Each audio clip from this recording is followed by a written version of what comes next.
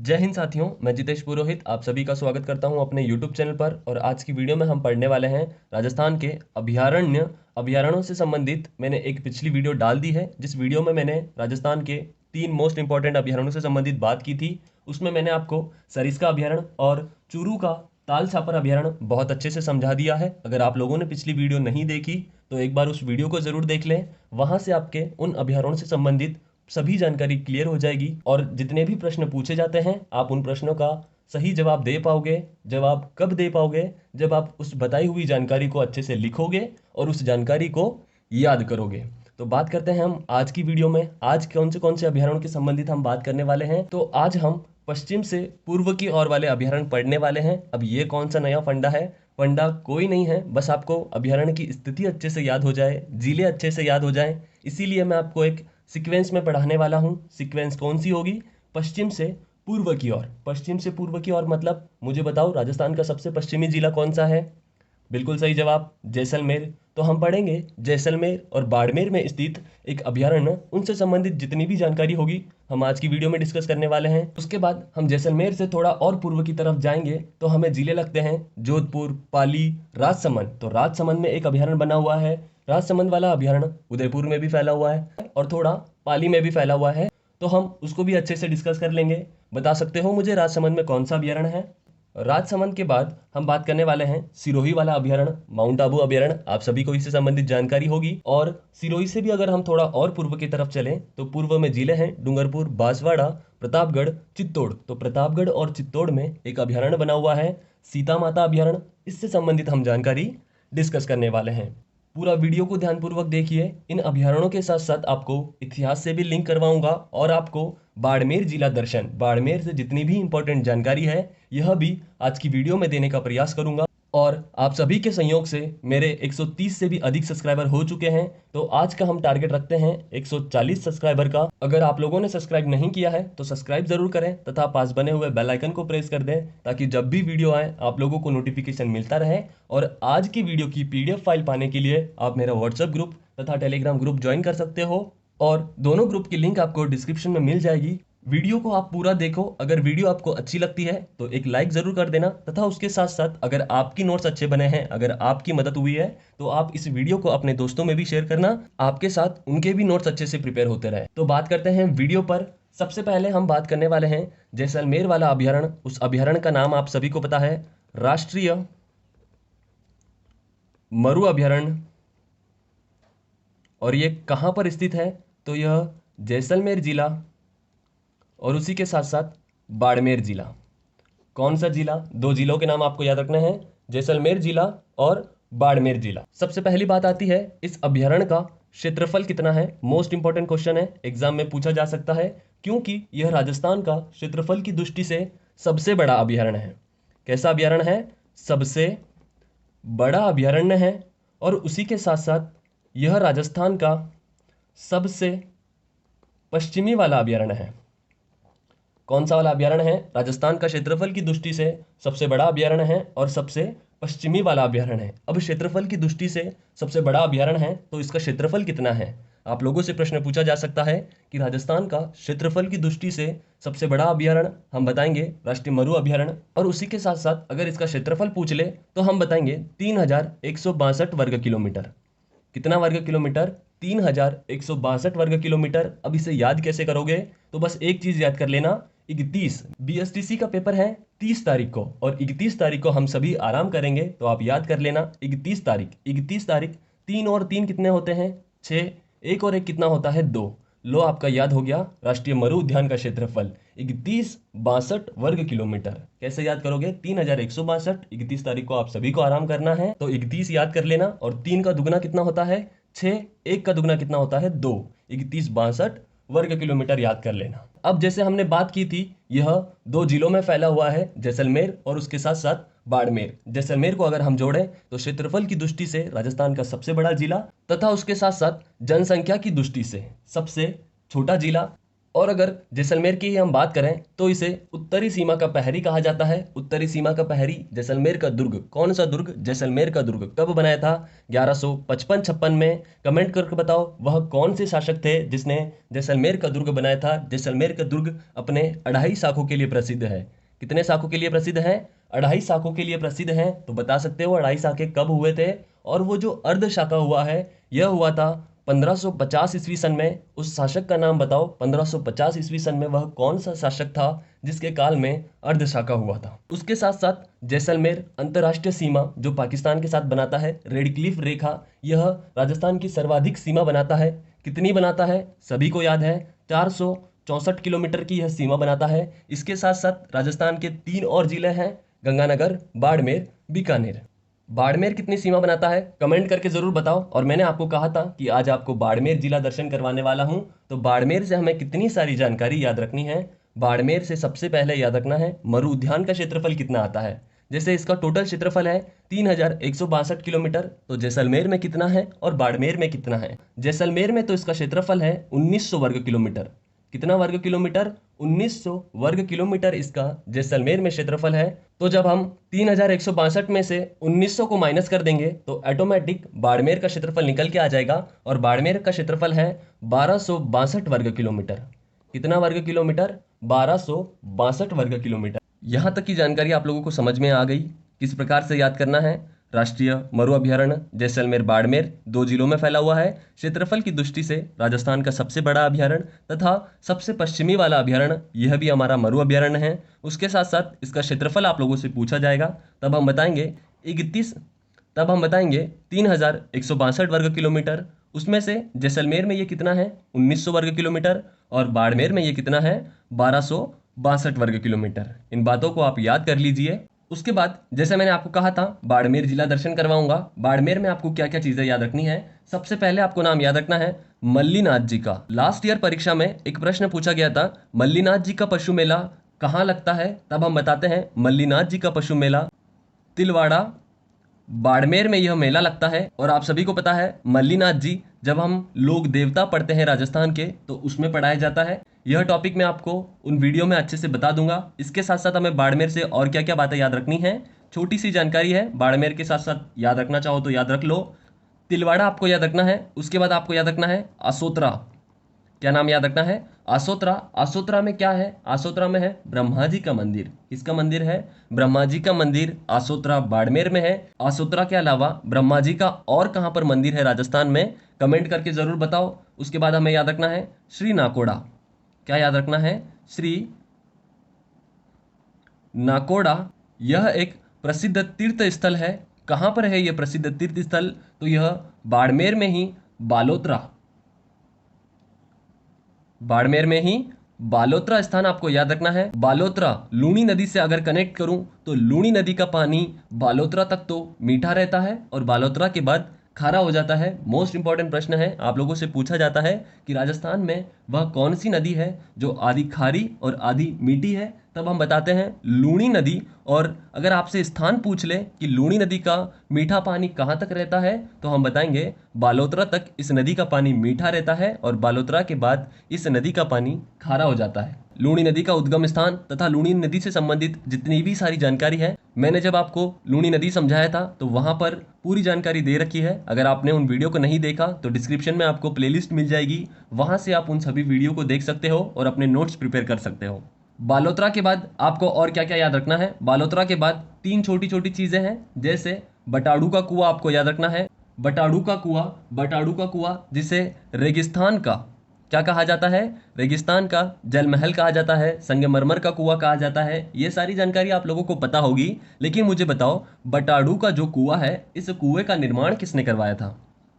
बता सकते हो बटाड़ू के कुएं का निर्माण किसने किया था? और यह बाड़मेर का ही बटाड़ू गांव में स्थित है। आपको ये बातें याद रखनी है। बटाड़ू का कुआं भी याद कर लिया। उसके बाद आपको याद करना है किराड़ू का जैन मंदिर।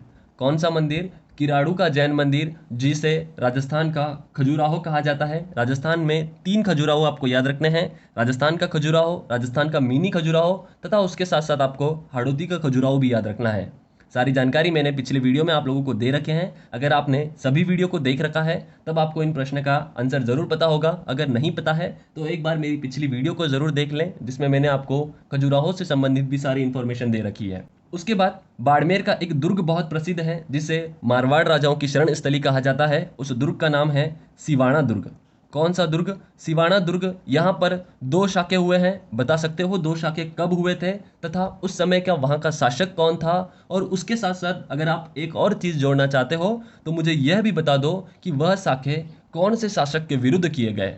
जैसे सभी को पता है, पहला 1308 हुआ था अलाउद्दीन खिलजी के विरुद्ध। सिवाना अलाउद्दीन खिलजी 1308 शासक बताओ कौन सा था। तथा उसके बाद जो दूसरा शाखा हुआ है उसका सन बताओ किसके विरुद्ध हुआ और उस समय सिवाना का शासक कौन सा था। बहुत ही प्रसिद्ध शासक है वह सिवाना का, जिन्होंने जीवित रहते हुए अपने मर्सिये लिखवाए थे। क्या लिखवाए थे? मर्सिये। तो मुझे कमेंट करके बताओ राजस्थान का वह कौन सा शासक था जिसने अपने जीवित रहते हुए मर्सिये लिखवाए। मोस्ट इंपॉर्टेंट क्वेश्चन है राजस्थान हिस्ट्री का। जिसे भी आंसर पता है कमेंट जरूर करें, क्योंकि आपकी कमेंट किसी न किसी विद्यार्थी की सहायता कर सकती है।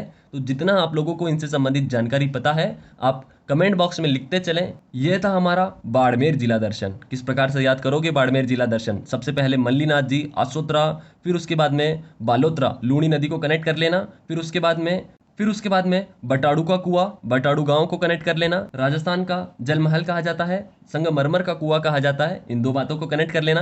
किराड़ू का जैन मंदिर अच्छे से याद कर लेना, क्योंकि यहाँ से बहुत प्रश्न पूछे जाते हैं। इसे राजस्थान का खजुराहो कहा जाता है। खजुराहो के साथ साथ मिनी खजुराहो याद कर लेना और हाड़ौती का खजुराहो याद कर लेना। उसके बाद सिवाना दुर्ग। इतिहास अगर आप लोगों ने पढ़ रखा है तो सारी जानकारी आप लोगों को पता होगी। सिवाना का दुर्ग, जिसे मारवाड़ राजाओं की शरण स्थली कहा जाता है, इस दुर्ग का निर्माण वीर नारायण पंवार ने करवाया था। कौन सी शताब्दी में करवाया था? किसी को पता है तो कमेंट करके बता दो।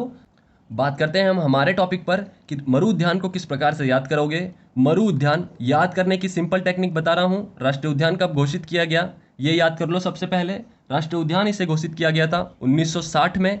उसके बाद यह राजस्थान का एकमात्र ऐसा अभयारण्य है जहां पर गोडावन पक्षी, खेजड़ली वृक्ष और उसके साथ साथ ऊंट और रोहिड़ा का पुष्प, यह चारों एक ही अभयारण्य में मिलते हैं। और वह कौन से अभयारण्य है? यह अभयारण्य हमारा जैसलमेर का राष्ट्रीय मरु अभयारण्य। इतने इंपॉर्टेंट क्यों है? गोडावन हमारा राष्ट्रीय पक्षी है, खेजड़ली हमारा राष्ट्रीय वृक्ष है और रोहिड़ा हमारा राष्ट्रीय पुष्प है। उसी के साथ साथ ऊंट भी हमारा राष्ट्रीय पशु है। गोडावन को कब घोषित किया गया था? कमेंट करके बताओ। तथा खेजड़ली 1983, रोहिड़ा 1983। ऊंट और गोडावन मैं आप लोगों के लिए छोड़ता हूं, कमेंट करके बताओ इन्हें कब घोषित किया गया। इन सभी के वैज्ञानिक नाम भी आपको याद रखने हैं।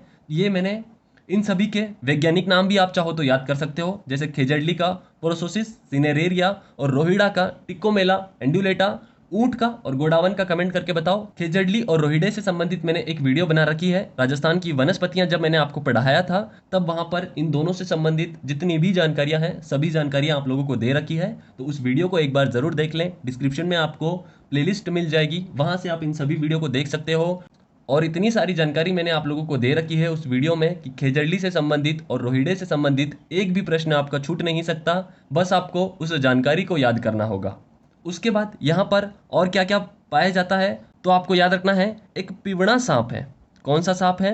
पिवड़ा सांप, जो हमारे जैसलमेर में पाया जाता है। और पिवड़ा सांप अगर आपसे अभयारण्य पूछ ले तब आप बताएंगे मरु अभयारण्य। इसी के साथ साथ लाठी सीरीज मैंने आप लोगों को पढ़ाया था।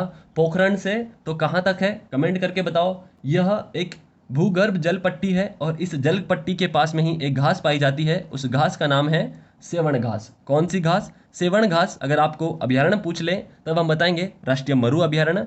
घासों से संबंधित भी एक वीडियो बना रखी है जिसमें राजस्थान में जितनी भी घासें अलग अलग क्षेत्र में पाई जाती है सभी मैंने आप लोगों को बता रखी है। एचा घास हमने भरतपुर में डिस्कस कर ली तथा मोचिया घास हमने कल की वीडियो ताल छापर में डिस्कस कर लिया। सेवण घास, धामण घास, ब्रुज घास, खस घास, इन सभी घासों से संबंधित भी मैंने वीडियो बना रखी है। आप एक बार प्लेलिस्ट को देखिए, आपका ज्योग्राफी से संबंधित एक भी टॉपिक नहीं छूटेगा। तथा इसके बाद भी जो टॉपिक बचते हैं कृषि, खनिज, इन टॉपिकों को भी मैं कवर करवाने की पूरी कोशिश करूंगा। आप लोगों को जानकारी अच्छी लगती है तो चैनल को सब्सक्राइब जरूर कर दें तथा अपने मित्रों में इसे शेयर करना ना भूलें। उसके बाद हमें याद रखना है यहीं पर एक पार्क स्थित है कौन सा पार्क? आपको सभी को पता है, जैसलमेर में ही एक पार्क बना हुआ है, ऑकल वुड फॉसिस पार्क। कौन सा पार्क? Occult would फॉसिस park. ये कहाँ पर बना हुआ है? तो यह हमारे जैसलमेर जिले में बना हुआ है। लेकिन आपसे अभयारण्य पूछ लें, क्योंकि प्रश्न को भी आपको अच्छे तरीके से पढ़ना होता है, प्रश्न में पूछा क्या गया है यह भी आपको ध्यान रखना होता है। अगर जिला पूछे तो जैसलमेर लगाना है, अभयारण्य अगर पूछे तो राष्ट्रीय मरु अभयारण्य लगाना है। तो ये थी छोटी सी जानकारी इस अभयारण्य से संबंधित। आपको किस प्रकार से याद करनी है एक बार वापस रिवीजन करवा देता हूं। थोड़ा सा बाड़मेर जिला करवाया, इसीलिए वीडियो लंबी बनेगी, तो आप वीडियो को पूरा जरूर देखिए। इस प्रकार से रिवीजन करोगे। राष्ट्रीय मरु उद्यान, यह उद्यान जैसलमेर बाड़मेर में बना हुआ है। क्षेत्रफल की दृष्टि से सबसे बड़ा अभयारण्य है, 3162 वर्ग किलोमीटर में फैला हुआ है, जिसमें जैसलमेर में यह 1900 वर्ग किलोमीटर है और बाड़मेर में यह 1262 वर्ग किलोमीटर है। सबसे पश्चिमी वाला अभयारण्य है। अभयारण्य का दर्जा 1960 में दिया गया और राजस्थान का एकमात्र अभयारण्य जहां पर गोडावन, खेजड़ली, ऊंट और रोहिड़ा ये सभी पाए जाते हैं। यह सभी हमारे राजस्थान के राज्य के प्रतीक हैं। अब हम बात करेंगे दूसरे अभयारण्य से संबंधित। दूसरा इंपॉर्टेंट अभयारण्य कौन सा है? माउंट आबू वाला अभयारण्य।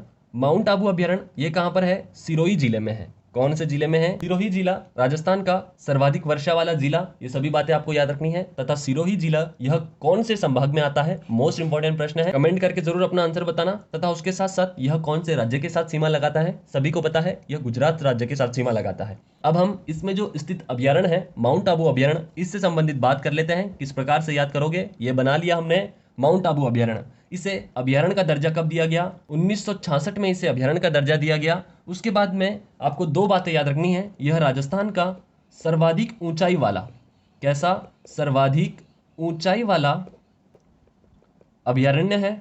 ऊंचाई से आप लोगों को 3 प्रश्न पूछना चाहूंगा। सबसे पहले मुझे बताओ राजस्थान की सबसे ऊंची चोटी। उसके बाद आप मुझे बताओ राजस्थान का सबसे ऊंचा बांध। और आखिरी मुझे बताओ राजस्थान का सबसे ऊंचा जलाशय। क्या बताना है आपको? राजस्थान का सबसे ऊंची चोटी, सबसे ऊंचा बांध और सबसे ऊंचा जलाशय। तीनों आंसर मुझे आप कमेंट करके बता सकते हो।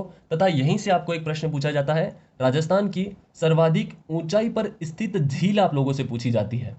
झीलों से संबंधित मैंने वीडियो बना रखे हैं। सभी राजस्थान की झीलें मैंने आप लोगों को अच्छे से पढ़ा रखी है। सबसे ऊंचाई वाली झील कमेंट करके जरूर बताओ। तथा सबसे निचली झील जो है हमारे हनुमानगढ़ जिले में, नाम बता सकते हो? क्या नाम है उसका?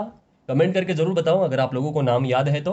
उसके बाद माउंट आबू से हमें क्या क्या याद रखना है? छोटा सा अभयारण्य है, जल्दी से इसे डिस्कस कर लेते हैं। माउंट आबू, यहाँ पर सर्वाधिक औषधि वनस्पति पाई जाती है। कौन सी वनस्पति पाई जाती है? औषधि वनस्पति पाई जाती है। और उसी के साथ साथ यहाँ पर एक विशेष प्रकार की वनस्पति पाई जाती है। उस वनस्पति का नाम आपको याद रखना जरूरी है, क्योंकि यह सिर्फ और सिर्फ माउंट आबू अभयारण्य में ही पाई जाती है। इसके अलावा और राजस्थान के अन्य किसी भी अभयारण्य में नहीं पाई जाती है।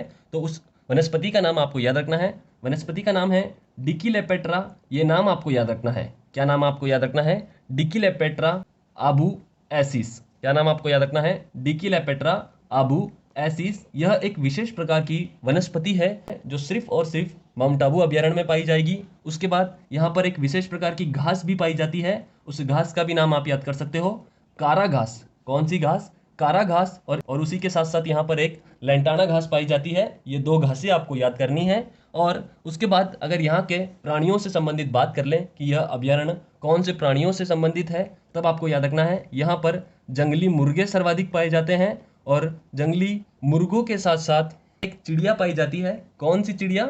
ग्रीन मुनिया। ग्रीन मुनिया नाम की एक चिड़िया पाई जाती है। और इस चिड़िया के साथ साथ भारत की सबसे सुंदर छिपकली, उस छिपकली का नाम है यूबलेफेरिस। ये नाम आपको याद रखना है, यूबलेफेरिस। यह भारत की सबसे सुंदर क्या है? छिपकली। यूबलेफेरिस नाम आपको याद रखना है। यह सबसे सुंदर छिपकली है जो कौन से अभयारण्य में पाई जाती है? यह हमारे माउंट आबू अभयारण्य में पाई जाती है। माउंट आबू अभयारण्य। और इसके बाद आपको बस एक ही जानकारी आपको याद रखनी है, इसे 2009 में इको सेंसिटिव जोन, कौन सा जोन? इको सेंसिटिव जोन घोषित कर दिया गया था। तो आपको याद रखना है, प्रश्न पूछा जा सकता है कि वह कौन सा अभयारण्य था जिसे 2009 में इको सेंसिटिव जोन घोषित किया गया है। तब हम बताएंगे माउंट आबू अभयारण्य जो सिरोही जिले में स्थित है। इसके साथ साथ मैं आपको और भी बहुत सारी जानकारियां जोड़ सकता हूं माउंट आबू से, लेकिन वीडियो बहुत लंबी हो जाएगी, इसीलिए बस आप अभयारण्य को याद कर लीजिए। किस प्रकार से रिवीजन करेंगे, 1966 में इसे अभयारण्य का दर्जा दिया गया। यह राजस्थान का सर्वाधिक ऊंचाई पर स्थित अभयारण्य है। ऊंचाई पर स्थित 4 बातें आपको याद रखनी है। ऊंचाई वाली झील, ऊंचाई वाली चोटी, गुरु शिखर सभी को पता है, ऊंचाई वाला बांध कमेंट करके बताओ, और ऊंचाई वाला जलाशय। उसके बाद ऊंचाई से संबंधित और भी आप लोगों को जानकारी मिलती है, तो यहीं पर ऐड करते चलो। बाद में हमने पढ़ा औषधि वनस्पति पाई जाती है, और एक विशेष प्रकार की वनस्पति जिसका नाम आपको याद करना ही है, उसका नाम है डिक्लपेट्रा आबुएसिस, जो सिर्फ और सिर्फ माउंट आबू अभयारण्य में पाई जाती है। घासों का नाम आप याद कर लो, कारा घास और लेंटाना घास। इसके साथ साथ हमने सेवन घास जो राष्ट्रीय उद्यान में पड़ी थी, एचा घास आप सभी को पता है, भरतपुर मोजिया घास आपको याद रखना है, जो कल की वीडियो में डिस्कस की थी हमने, तालछापर अभयारण्य। इसके अलावा जितनी भी घासें आती हैं आप कहीं ना कहीं ऐड करते चलो। उसके बाद प्राणियों से संबंधित हमने बात की, जंगली मुर्गे यहाँ पर पाए जाते हैं, तथा यहाँ पर एक चिड़िया पाई जाती है, उसका नाम ग्रीन मुनिया, और भारत की सबसे सुंदर छिपकली जिसका नाम है यूब्लोफेसिस। ये तीनों प्राणियों के नाम आपको याद रखने हैं, प्रश्न पूछा जाता है। इसके बाद अगर और पूर्व की तरफ बात की जाए तो हम बात करने वाले हैं कुंभलगढ़ अभयारण्य। कौन सा अभयारण्य? कुंभलगढ़ अभयारण्य। ये कहाँ कहाँ पर स्थित है? तो यह राजसमंद जिले में तो सर्वाधिक है, उसी के साथ साथ यह उदयपुर जिला और थोड़ा सा पाली जिला भी कवर करता है। कौन सा जिला कवर करता है? उदयपुर और पाली जिला भी कवर करता है। तो इसे किस प्रकार से याद करना है, कैसे पढ़ोगे, किस प्रकार से नोट्स तैयार करोगे, उनके ऊपर हम बात करते हैं। कुंभलगढ़ अभयारण्य, ये लो बना लिया मैंने कुंभलगढ़ अभयारण्य। कैसे याद करोगे? 1971 में इसे अभयारण्य का दर्जा दिया गया। सबसे पहले तो ये स्थित है 3 जिलों में। कौन कौन से? राजसमंद, उदयपुर, पाली। राजसमंद और उदयपुर यह जिले आते हैं उदयपुर संभाग में, और पाली यह जिला आता है जोधपुर संभाग में। कौन से संभाग में आता है? जोधपुर संभाग में आता है। उदयपुर यह आ जाता है मेवाड़ में, और जोधपुर यह आता है मारवाड़ में। ये बातें आप लोगों को पता होगी। मेवाड़ और मारवाड़, मेवाड़ में आता है हमारा उदयपुर और राजसमंद, मारवाड़ में आता है हमारा पाली। मेवाड़ मारवाड़ से एक प्रश्न पूछना चाहूंगा आप लोगों से, मेवाड़ मारवाड़ संधि कब हुई थी? कमेंट करके बताओ किसके मध्य संधि हुई थी। और अगर आप लोगों से प्रश्न पूछा जाए मेवाड़ और मारवाड़ की सीमा पर कौन सा अभयारण्य बना हुआ है, तब हम आंसर लगाएंगे कुंभलगढ़ अभयारण्य। कौन सा अभयारण्य? कुंभलगढ़ अभयारण्य। यह मारवाड़ और मेवाड़ की सीमा पर बना हुआ अभयारण्य है। मारवाड़ मेवाड़ संधि किसने करवाई? कमेंट करके बताओ। कब हुई? कमेंट करके बताओ। तथा कौन से शासकों के मध्य हुई? कमेंट करके बताओ। और उस स्थान का नाम आपको याद रखना है कि यह कहाँ पर की गई, तो सोजत पाली। कहाँ पर की गई यह संधि? सोजत पाली। यह इस संधि का मुख्य स्थान था। यह सभी बातें जब आप इतिहास पढ़ोगे, मेवाड़ का इतिहास तथा मारवाड़ का इतिहास, मेवाड़ में आप पढ़ोगे राणा कुंभा के समय में, और मारवाड़ में आप पढ़ोगे राव जोधा के समय में। इन सभी से संबंधित जितनी भी जानकारी आप लोगों को पता है, कमेंट जरूर करते चलें। बात करते हैं हम अभयारण्य पर। तो अभयारण्य से इसके बाद आपको याद रखना है, इसी अभयारण्य में एक दुर्ग स्थित है। कौन सा दुर्ग? उस दुर्ग का नाम है कुंभलगढ़ दुर्ग। कौन सा दुर्ग? कुंभलगढ़ दुर्ग, जो अपने परकोटे के लिए प्रसिद्ध है। और उसके बाद इसका निर्माण किसने करवाया? तो सभी को पता है, कुंभा ने इसका निर्माण करवाया। कुंभा का शासनकाल इंपॉर्टेंट है, बताओ मुझे कुंभा का शासनकाल। 1433 से 1468 तक। कहाँ से कहाँ तक? 33 से 68 तक आपको याद करना है। यहीं पर इस दुर्ग से इंपॉर्टेंट प्रश्न पूछे जाते हैं। यह दुर्ग मेवाड़ राजाओं की शरण स्थली रहा है। मेवाड़ राजाओं की शरण स्थली कुंभलगढ़ दुर्ग को कहा जाता है। जैसे मैंने आपको बताया, मारवाड़ राजाओं की शरण स्थली बाड़मेर का दुर्ग सिवाना, उसी प्रकार मेवाड़ राजाओं की शरण स्थली कुंभलगढ़ का दुर्ग जो है हमारे राजसमंद जिले में। उसके बाद कुंभलगढ़ से अगर हम बात करें तो 3 बातें आप लोगों को याद रखनी है। कुंभलगढ़ का दुर्ग, यहाँ पर महाराणा प्रताप का जन्म हुआ था, और उदय सिंह का लालन पालन यहाँ पर हुआ था, तथा कुंभा की हत्या यहाँ पर हुई थी। क्या हुई थी? कुंभा की हत्या यहाँ पर हुई थी। कुंभा की हत्या से रिलेटेड 2 जानकारियां हैं। कुछ इतिहासकार मानते हैं कुंभा की मृत्यु उन्माद रोग के कारण हुई थी। कौन से रोग के कारण? उन्माद रोग के कारण हुई थी। लेकिन कुछ इतिहासकार ऐसा मानते हैं कि इनकी हत्या इनके पुत्र उदा ने की थी। कहाँ की थी? आप सभी को पता है, कुंभलगढ़ दुर्ग में ही एक लघु दुर्ग है। उस दुर्ग का नाम है कटारगढ़ दुर्ग। कटारगढ़ दुर्ग, जिसे मेवाड़ की तीसरी आंख कहा जाता है। तीसरी आंख क्यों कहते हैं? ऐसा कहा जाता है, कुंभा इस दुर्ग से ही पूरे मेवाड़ की निगरानी रखता था, और कटारगढ़ से ही धक्का देकर उनके पुत्र उदा ने उनकी हत्या कर दी थी। ये इतिहास का टॉपिक है, जब कुंभा पढ़ाऊंगा तब बहुत अच्छे से आप लोगों को समझा दूंगा। उसके बाद आप लोगों को क्या क्या याद रखना है, यह अभयारण्य प्रसिद्ध है भेड़ियों के लिए, लोमड़ियों के लिए। किसके लिए? भेड़ियों के लिए और लोमड़ियों के लिए यह अभयारण्य प्रसिद्ध है। यहीं पर भेड़ियों की प्रजनन स्थली भी स्थित है। यहीं पर क्या स्थित है? भेड़ियों की प्रजनन स्थली। इंपॉर्टेंट क्वेश्चन है, पूछा जा सकता है कि भेड़ियों की प्रजनन स्थली कौन से अभयारण्य में स्थित है, तब हम बताएंगे यह कुंभलगढ़ अभयारण्य में है। इनके साथ साथ यहाँ पर चौसिंगा भी पाए जाते हैं। चौसिंगा सर्वाधिक मात्रा में अगर कौन से अभयारण्य में पाए जाते हैं पूछा जाता है, तब हम बताएंगे कुंभलगढ़ अभयारण्य में चौसिंगा हिरण सर्वाधिक पाए जाते हैं। क्या पाए जाते हैं? चौसिंगा हिरण। हिरणों से संबंधित मैंने कल आप लोगों को बताया तालछापर अभयारण्य, काले हिरण। उसके साथ साथ आपको याद रखना है यहाँ पर चंदन के वृक्ष। कौन से वृक्ष? चंदन के वृक्ष, यह भी सर्वाधिक मात्रा में पाए जाते हैं। आप लोगों से वृक्षों से संबंधित भी प्रश्न पूछा जा सकता है। और यहीं से आपको याद रखना है एक नदी गुजरती है, उस नदी का नाम है बनास नदी। कौन सी नदी?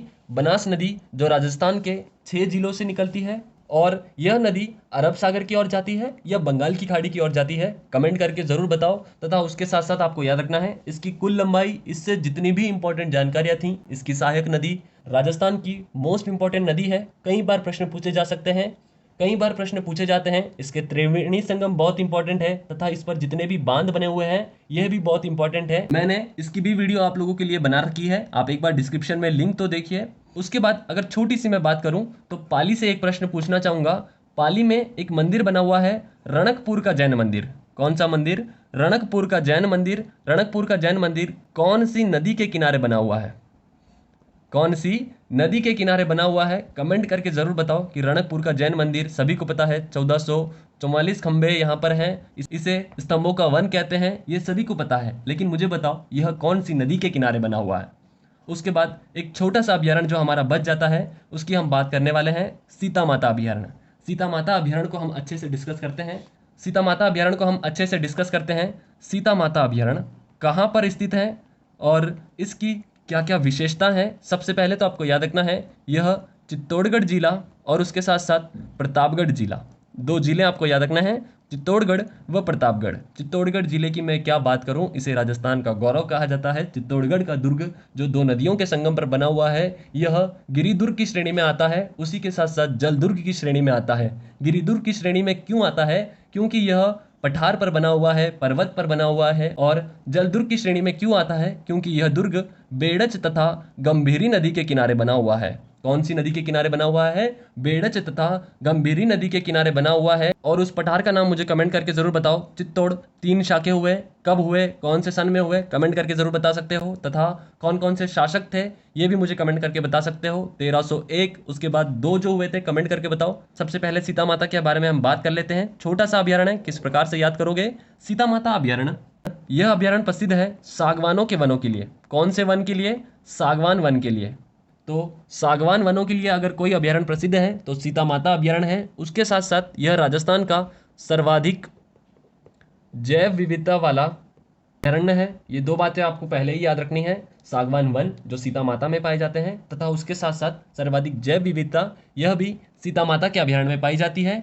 उसके बाद आपको याद रखना है कि सीता माता अभयारण्य में ही सर्वाधिक वनस्पति, सर्वाधिक औषधि वनस्पति पाई जाती है। कौन सी वनस्पति पाई जाती है? औषधि वनस्पति। राजस्थान में अगर आप लोगों से प्रश्न पूछा जाए कि सर्वाधिक औषधि वनस्पति कहाँ पाई जाती है, तो सबसे पहले नंबर पर आप लगाओगे सीता माता। अगर ऑप्शन में सीता माता नहीं हो तो फिर हम लगा सकते हैं माउंट आबू अभयारण्य, जो हमने अभी कुछ समय पहले पढ़ा था। अगर ऑप्शन में सीता माता है तो सबसे पहले सीता माता अभयारण्य लगाओगे, अगर नहीं है तो फिर आप माउंट आबू अभयारण्य लगा सकते हो। उसके बाद बात करते हैं यह अभयारण्य क्यों प्रसिद्ध है, कौन कौन से प्राणी पाए जाते हैं। इस अभयारण्य में आपको याद रखना है एक गिलहरी पाई जाती है। कौन सी गिलहरी? उड़न गिलहरी। ये प्रश्न आप लोगों को सभी को पता है, यह जानकारी आप लोगों को सभी को पता है, माता अभयारण्य में पाई जाती है। उसी के साथ आपको याद रखना है इस अभयारण्य को चीतल की मातृभूमि भी कहा जाता है। क्या कहा जाता है? चीतल की मातृभूमि भी कहा जाता है। यह प्रश्न कई बार पूछा जा चुका है कि चीतल की मातृभूमि सीता माता अभयारण्य को कहा जाता है।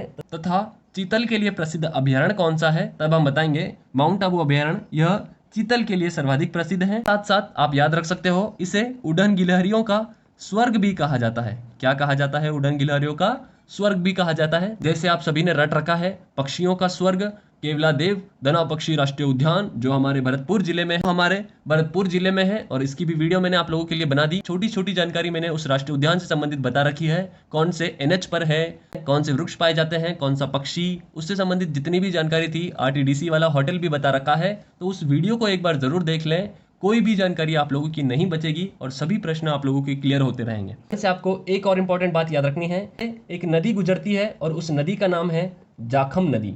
कौन सी नदी?